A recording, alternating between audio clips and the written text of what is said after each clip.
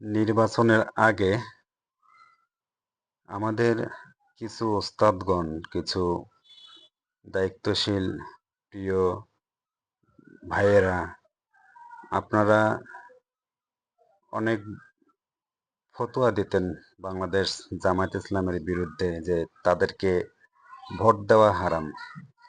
নির্বাচনের পর থেকে এখন পর্যন্ত বাংলাদেশে যতগুলা চাঁদাবাজি, খুন, ধর্ষণ, মানুষের উপর হামলা, বাড়িঘরে আগুন লাগানো, কত কিছু হচ্ছে।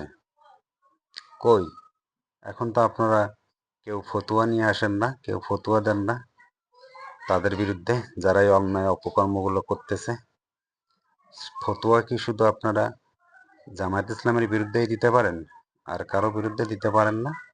ফতুয়া কি শুধু জামায়াত ইসলামের জন্যই জায়েজ আর সবার জন্য না জায়েজ?